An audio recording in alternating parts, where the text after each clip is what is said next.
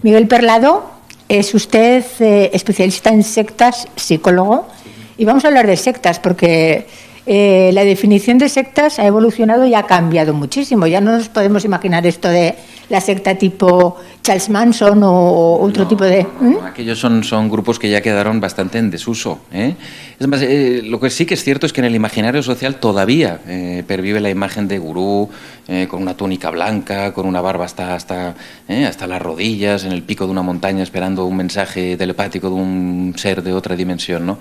Ciertamente el formato de este tipo de grupos ha cambiado sustancialmente en los últimos 15, 20 años en toda la zona de Europa. Estamos hablando de grupos que a día de hoy hacen presentaciones en grandes hoteles, que tienen un lenguaje muy cuidado, una vestimenta también muy cuidada, que hacen uso de personalidades públicas, que hacen uso incluso de académicos respetables, que buscan informes positivos y que sobre todo adecúan el lenguaje que emplean a la época en la que vivimos. Por lo tanto, los grupos de antaño, por ejemplo los 60, como antes comentábamos, que estaban más centrados en un discurso político-social, era otra época, ¿no?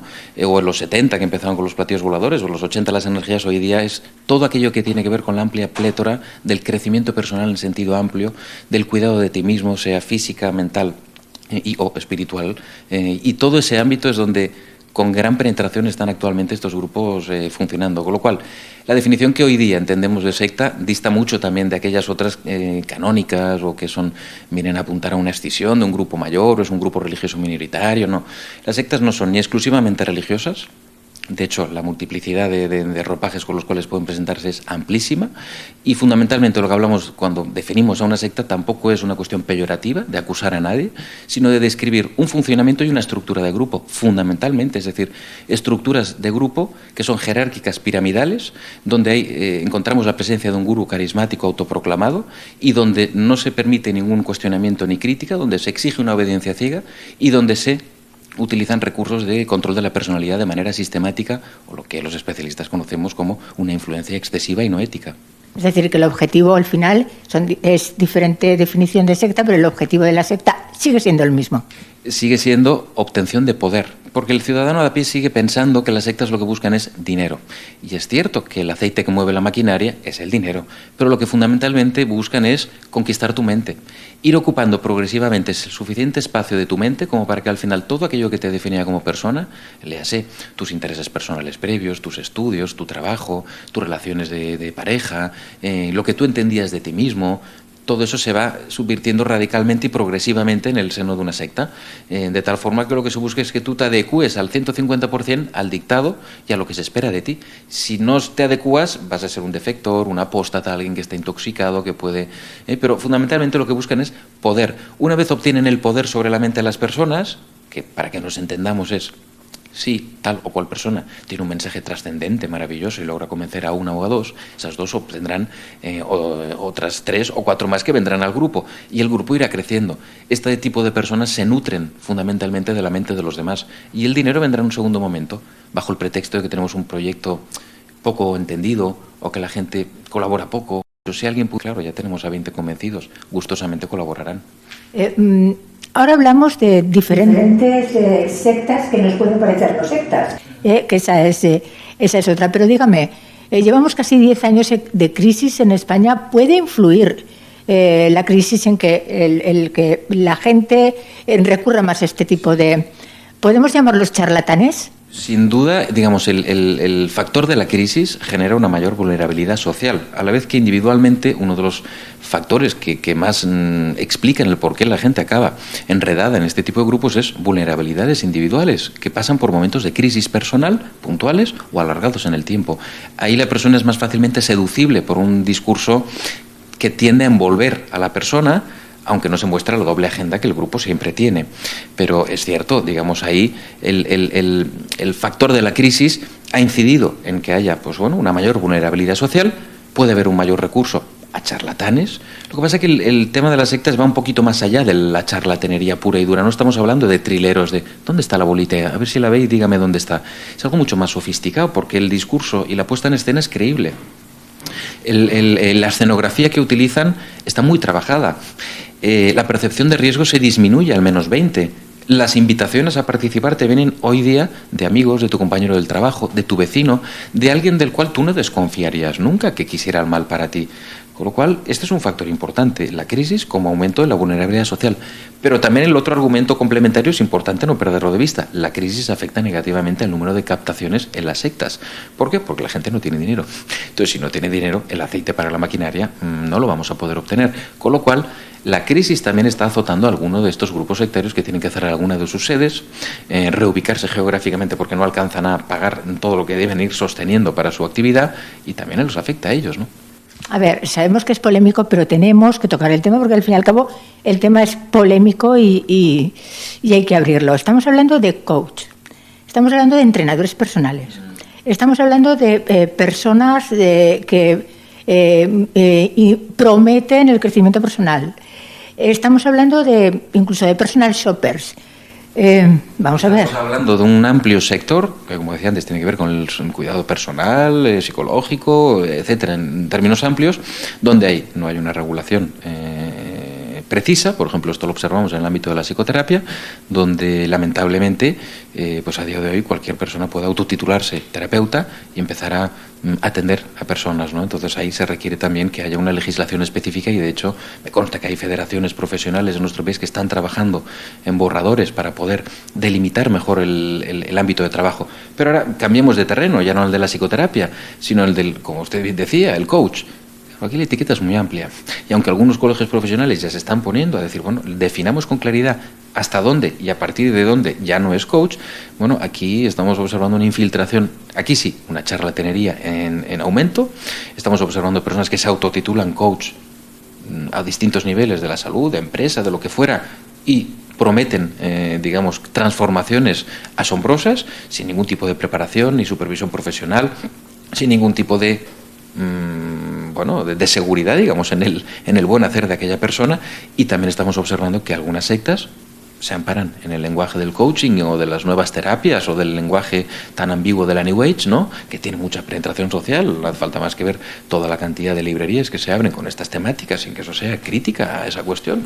Y que son, perdone que le interrumpa, uno de los temas que más venden en estos momentos. Las editoriales se vuelven locas. Sí, todo este amplio mercado, que es paradójico, ¿no?, porque entra dentro de un mercado alternativo. Y entonces dentro de eso alternativo siempre se aseguran, ¿no?, y se jactan de estamos fuera de aquellos circuitos, ¿no?, como puede pasar también con los tratamientos fuera de la medicina alopática, ¿no?, donde también se jactan que están fuera de la industria farmacéutica, aunque luego descubres otra gran industria por detrás o descubres un gran mercado editorial por detrás. Entonces dices, bueno, pero este tampoco es el prisma, digamos, la cantidad de dinero ingente que se puede llegar a movilizar. El tema es, insisto, el control, digamos, de la persona de manera progresiva y sin que la persona se percate. Es decir, todo lo que tiene que ver con influir a una persona de forma indebida, que influencia en nuestra sociedad, hay y a todos los niveles. Es decir, cuando alguien me dice, no, yo soy libre de escoger lo que quiera, yo entro en una superficie comercial y soy libre, no, eso no es posible. Usted está sometido a continuas influencias de los medios de comunicación, de la publicidad, del marketing. Eso ya sabemos que nos influye. El problema de las sectas es que bajo el pretexto y bajo una gran sonrisa de lo que queremos es el bien para ti y el bien para el planeta, al final lo que buscan es un girarte a la tuerca, el atrapar tu mente y que al final dediques tu vida plenamente al proyecto del grupo, claro. Sin embargo, es muy cool y además da estatus, es decir, tener en nómina pues al entrenador personal, al coach.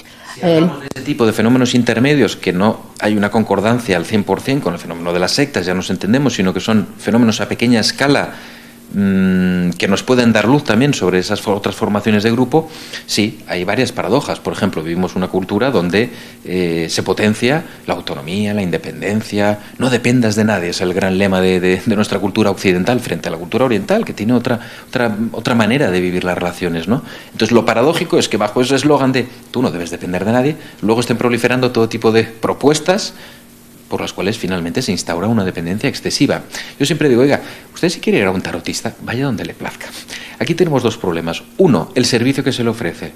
Debería haber una regulación que diga, oiga, pues mire, usted si va a un servicio de tarot o de lo que fuere, tiene estas particularidades, usted puede esperar esto y el servicio tiene estos costes y el profesional, si es que pudiéramos llamarlo así, tiene estas obligaciones fiscales, laborales, etcétera.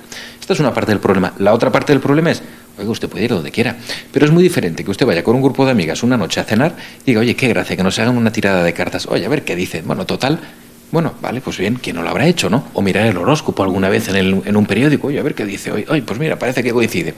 El problema es si para salir a la calle necesitas finalmente el beneplácito de aquella otra persona. Entonces sí que tenemos un problema, porque se genera un problema de una dependencia excesiva y que la experiencia nos dice que suele venir reforzada desde la misma fuente de emisión. Sin mí no llegarás, sin estas cuestiones que te estoy enseñando no podrás evolucionar. Márchate cuando quieras, pero fuera está la maldad, está la energía negativa, está la enfermedad, está la locura, está la perdición. Entonces, claro, yo me acabo quedando, porque resulta que aquí está todo lo bueno, ¿no? ¿Cuándo se nos tiene que encender la luz roja? Esa luz es decir, no solamente de un amigo, de un pariente, de un padre, de un hijo, sino también de nosotros mismos. ¿Cuándo tenemos que ver que esto es peligroso? Claro, aquí hay dos cuestiones también que son diferentes. Claro, cuando estamos hablando de la propia persona, de cómo se puede dar cuenta uno, es que para que la manipulación sea efectiva, uno no se debe percatar. Que esto es también otra de las cosas que la gente dice, bueno, a mí nadie me controla ni nadie me manipula, ¿eh? Yo es que ahí nunca me metería. Claro, usted ve el proceso, el resultado final, pero no ha visto el mientras tanto y el... Las sectas siempre funcionan con una vitrina y una trastienda. La vitrina es muy atractiva. Ayudamos al tercer mundo, queremos sanar, queremos mejorar la calidad vibratoria del planeta, estamos para ayudar, bla, bla, bla. Pero la trastienda es otra. Una vez cerramos la puerta hacemos otra cosa. Y no digas lo que hacemos aquí dentro, porque no te van a entender, no dejes tus apuntes, ¿eh? Entonces, claro, cuando uno está en ese proceso de transformación en el cual tú no controlas las consecuencias, aunque te prometen que tú eres el que controlas, uno no se percata de la manipulación, solo es de fuera.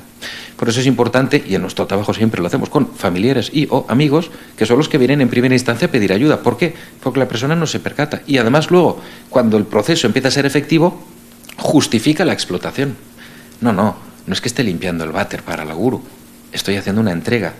Estoy purificando mi karma de esta manera. Bueno, pero escucha, si tú empezaste haciendo yoga y estás limpiando las letrinas, sí, pero de esta manera yo purifico mi karma, ¿no lo entiendes? Entonces, claro, el adepto acaba justificando la explotación. Eso es un pequeño ejemplo, luego los hay a mayor escala, ¿no? Hasta personas que pierden sus propiedades o se hipotecan al completo, ¿no? Pero claro, ¿qué notan los familiares y los amigos?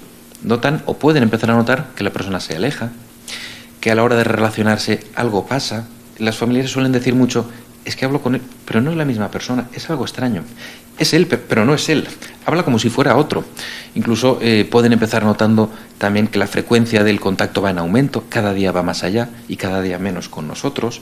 O el empleo de expresiones que no saben de dónde salen. Habla como con frases hechas, con clichés. Yo no lo entiendo. Parece que me hable desde otro nivel. A veces incluso hay familiares o amigos que tienen esta vivencia y que es muy ejemplifica muy bien el proceso también, ¿no? Es decir, es que estoy hablando con él o con ella y parece que me está mirando penetrantemente como si supiera algo de mí que yo desconozco, o incluso me mira como, pobre mortal que no sabes lo que estoy hablando. Claro, son ese tipo de cambios los que finalmente alertan a la par de otros, ¿no? Es decir, claro, si hay desembolso económico, si hay mentiras, si hay engaños, si hay distorsión en la información, e inclusive si un familiar se acerca a la persona y dice, oye, por cierto, es que he leído que esto donde estás, no sé hasta qué punto, y aparece la irritación o la cerrazón, cuidado, porque estamos ante un problema que posiblemente esté ya en fase inicial, ¿no? Es decir, porque la persona está empezando a cerrar la mente, y entonces es bastante probable que desde el grupo le estén también empujando a ese cerramiento mental, ¿no? Y a partir de ahí, me imagino que viene un calvario para todos, ¿no? Lo que a partir de ahí viene es variable también según las personas, porque depende del tipo de grupo, del tipo de implicación que la persona tiene con el grupo. Depende también del nivel que logra asumir y llegar esa persona dentro del grupo. Entonces, claro, por ejemplo, es muy diferente, como estamos haciendo en los últimos 10 años, atender a las segundas generaciones, es decir, a chicos o chicas que nacieron dentro o fueron educados dentro, con lo cual no tuvieron un background previo y por lo tanto la distorsión es brutal y el único referente es el del grupo, que atender a adultos que transitaron pero tienen un pasado previo.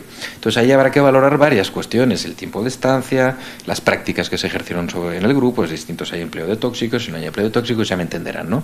Ahora, la salida suele tardar en llegar, lo que no hacemos ya son lo que antiguamente se llamaban desprogramaciones, que fundamentalmente era a usted le han programado, tenemos que secuestrarla, llevarla a un lugar apartado, tenerla una semana hasta que le convenzcamos que donde está usted no le está ayudando, déjelo. Claro, esto tiene unos riesgos legales, éticos y morales, ¿no? A ver si hago más daño que beneficio. Entonces, hoy día lo que hacemos es trabajar con familiares y amigos para crear una red de acercamiento a esa persona y invitarle a una conversación que puede ser igualmente intensiva, 1 o 2 días seguidos hablando, de sesión única, digamos. ¿Por qué? Porque lo que nos interesa es compartir esa información con la persona. Es decir, son intervenciones centradas en la información y en todo aquello que el grupo está ocultando y que no le está diciendo, porque el grupo tiende a distorsionar toda la información entrante y saliente. Difícil, pero ¿cómo se llega a estas personas? A mí lo que me gustaría que me dijera es precisamente eso, cuando una persona no quiere escuchar, que está ahí.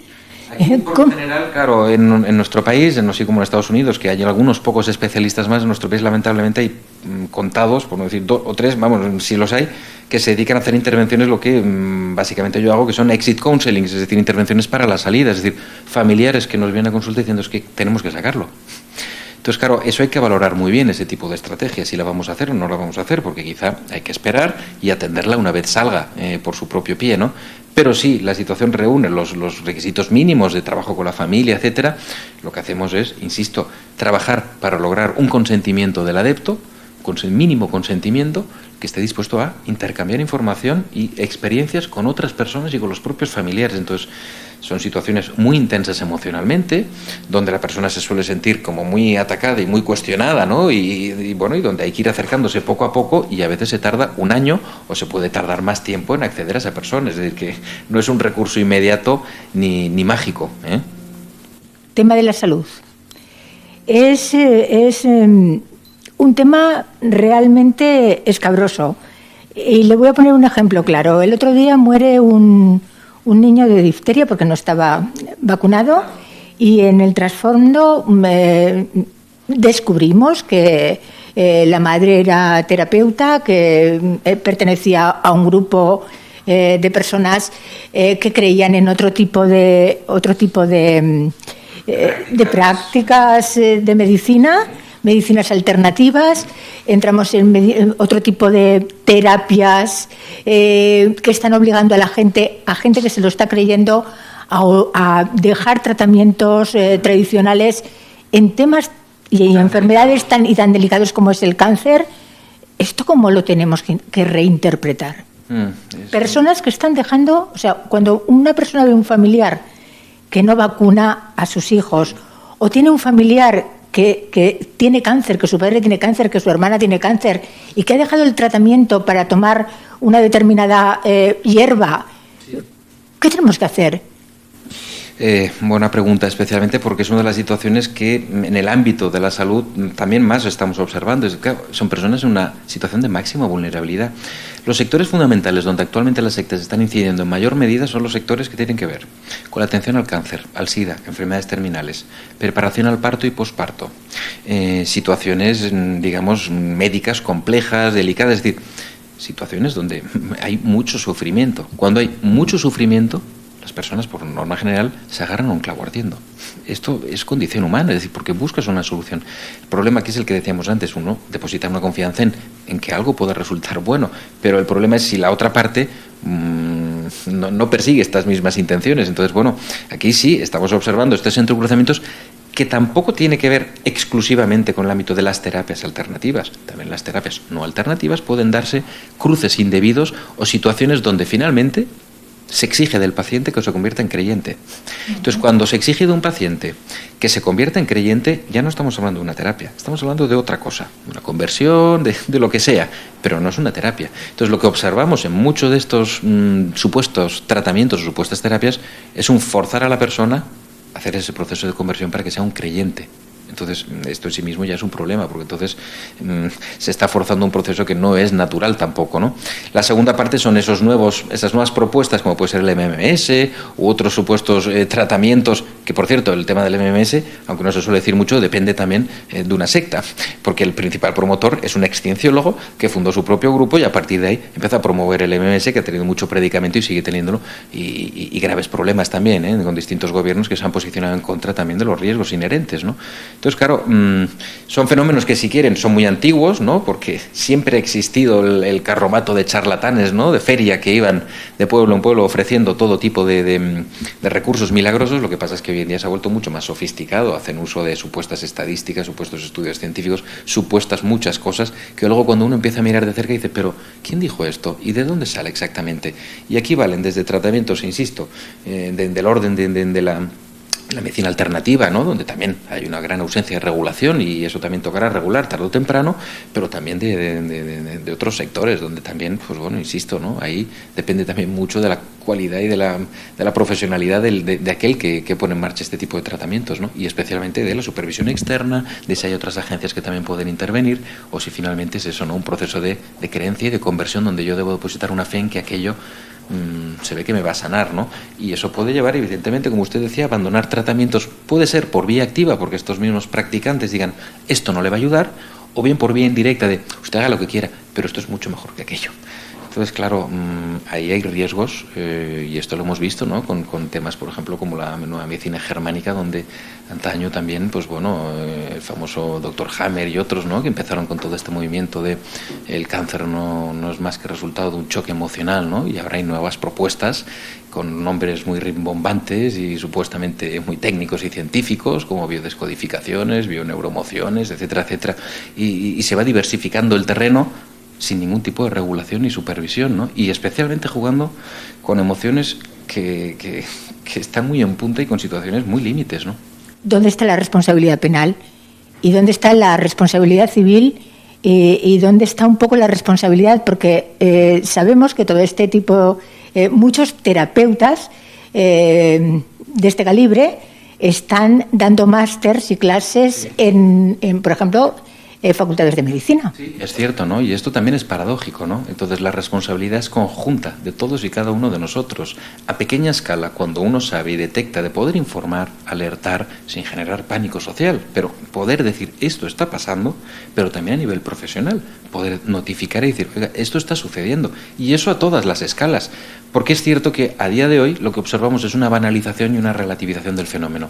Todo vale, no hay que ponerse así, usted es un inquisidor, parece que está en contra de lo alternativo. Que no tiene nada que ver, sea alternativo o no alternativo. El problema es cuando se juega con las emociones de las personas o, dicho de otra manera, cuando se les sitúa en una condición cuasi experimental, jugando con sus mentes y desconociendo los resultados, que son muy inciertos, porque hay personas que acaban sufriendo severas crisis de ansiedad o acaban sufriendo descompensaciones psicóticas en determinadas actividades muy intensivas o acaban dejando tratamientos médicos que pudieran haberles ayudado y falleciendo o complicándose su situación médica. Entonces la responsabilidad es conjunta y de todos, porque cuando ya empieza a incidir en esos sectores, como usted bien decía, la universidad, etcétera, uno dice, ¿aquí qué está sucediendo?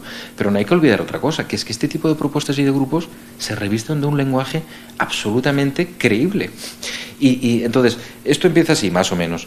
Alguien descubre un nuevo sistema, una nueva técnica, que puede ser anodina, absurda, un refrito de antiguas. No se descubre grandes cosas últimamente, digamos, porque mucho ya se descubrió, entonces como muchos son combinaciones de cosas antiguas, pero bueno, descubre una técnica y entonces la transforma en método, porque es una técnica que vale para todo, y entonces es un método, entonces este método vale para todo tipo de pacientes.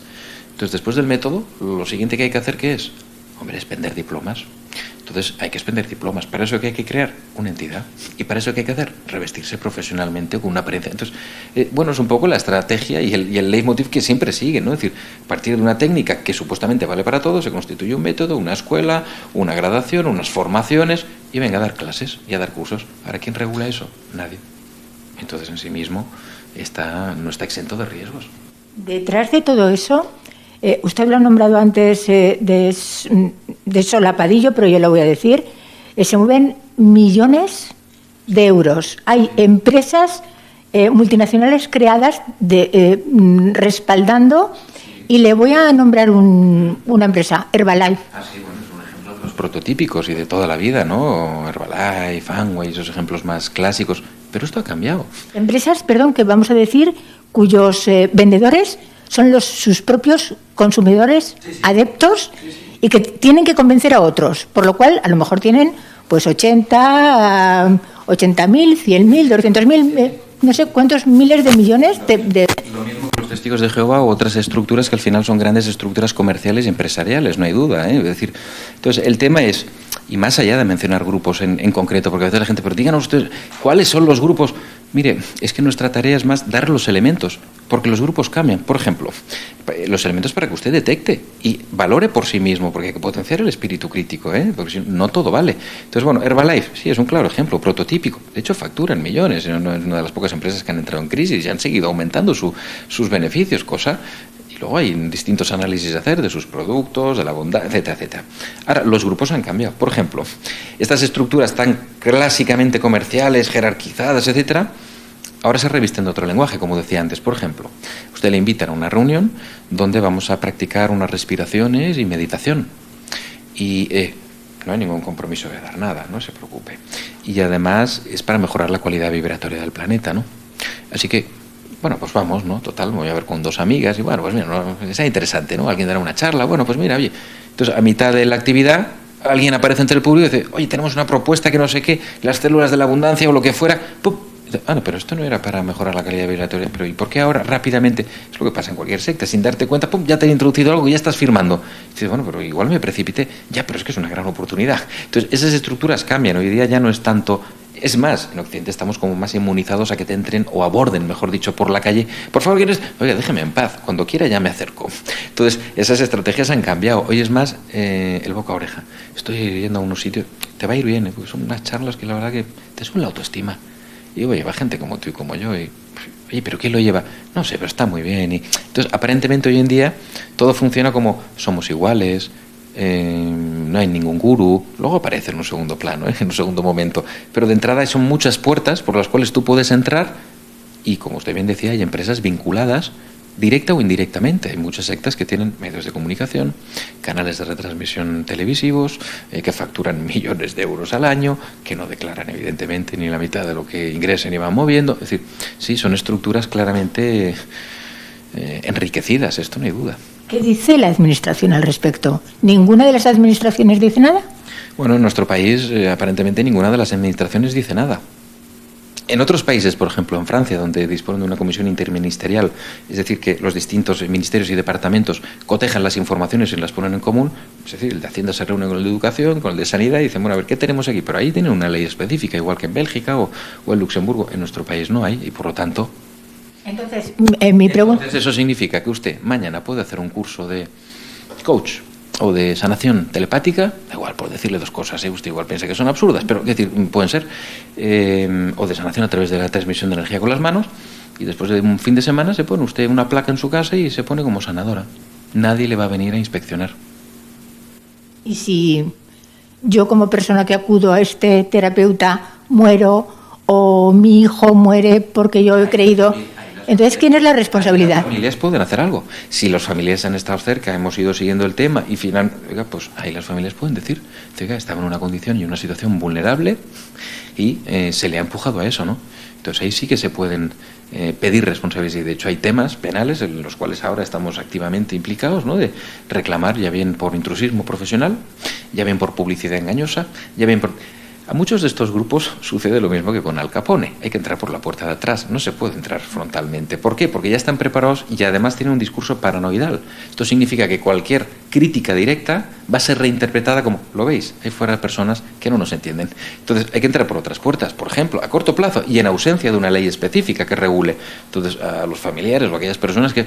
Vaya a Hacienda, ponga una reclamación, vaya a una organización de consumidores, si es publicidad fraudulenta, vaya a los órganos colegiales, agote todas las posibilidades existentes antes de ir a la vía judicial.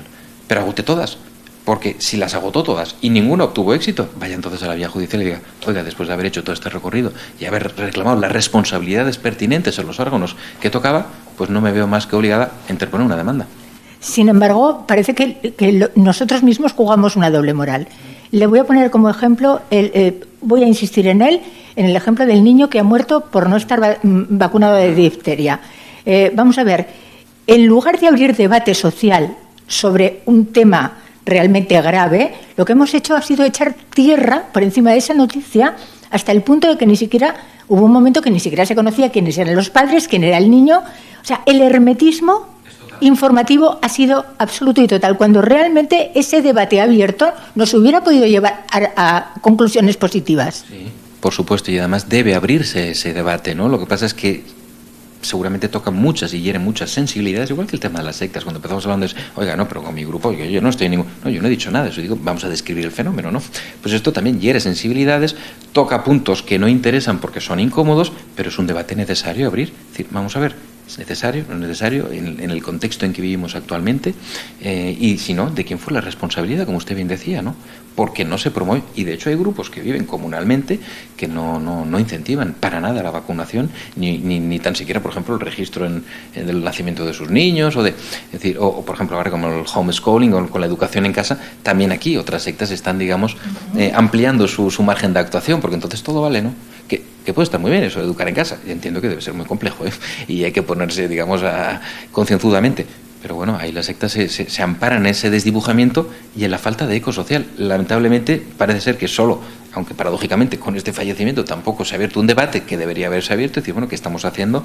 Y esa doble moral que usted dice, bueno, pero ¿qué estamos diciendo entonces? ¿Hay que hacerlo, no hay que hacerlo? ¿Todo vale? Y ahí yo creo que entramos todos, y yo creo que también las sectas ahí toman ventaja de todas estas fragilidades que tenemos como sociedad. Y de hecho por eso proliferan, porque hay fragilidades en la sociedad y porque hay lugares no cubiertos, insatisfechos, y donde no hay respuesta. Entonces las sectas encuentran ahí su nicho de negocio. Increíble.